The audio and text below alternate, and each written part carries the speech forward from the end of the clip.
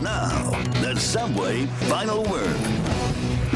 Welcome back to the Subway Final Word. A knee to the head, courtesy of James Neal. A slashing penalty that wasn't called on Pascal Dupuis. And, of course, John Thornton's cheap shot on Brooks Orpik. The Bruins and Pens have played 3 times this season. They won't play again this season unless they meet in the playoffs. Topic 5, does all the action from last night make Boston and Pittsburgh the most intense rivalry right now for these two teams? Start off with Dayan. I don't want to dump all over the topic, but oh God, no. I mean, anytime you put these guys and the Flyers on the same rink, I don't care where they are in the standings, there's a genuine hatred there. I think the Penguins, they do get more motivated for the Bruins. I noticed I remember from talking to some of them before the last home game that you could tell there was a little bit extra there. They remember things. They remember the embarrassment of the playoffs.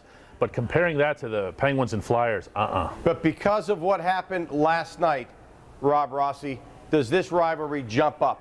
Well, yeah, and I wouldn't have answered this way, but I think for the short term, this is the Penguins' most bitter rival right now, according to the guys in that room. And this is also part of that, Albie.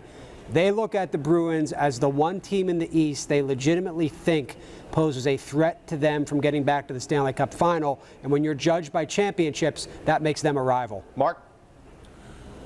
No, the Flyers are always going to be the Penguins' #1 rival. But I want to point out one mistake the Penguins make when they play the Bruins. And I stole this from Rossi, who neglected to verbalize it, so Rob, thanks a lot. Whenever the Penguins come out to play the Bruins, for some insane reason, Coach Disco has the Penguins trying to out-hit the Bruins. He wants to prove how tough the Penguins are against the Bruins. That is playing to Boston's strength. It hurt the Penguins again last night, figuratively and literally. Stop doing that. They tried it against Philadelphia 2 years ago in the playoffs too, Mark. They're not built to play that way, but they seem to want to. All right, Mark and Rob and Dan, thank you again. And a final word about the final nail in the coffin for the Steelers. It could always be worse. How about if they would have beaten the Dolphins, followed it up by beating the Bengals and the Packers, only to lose to the Browns in the regular season finale? Not possible? Well, then you're in denial for a team that got into this whole mess by losing to Tennessee to start it all off.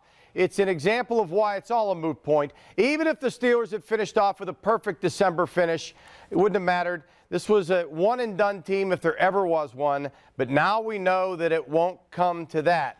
At least we have a pretty good idea it won't. And the only question left is the final record, which could be as mediocre as 8-8 or as bad as 5-11.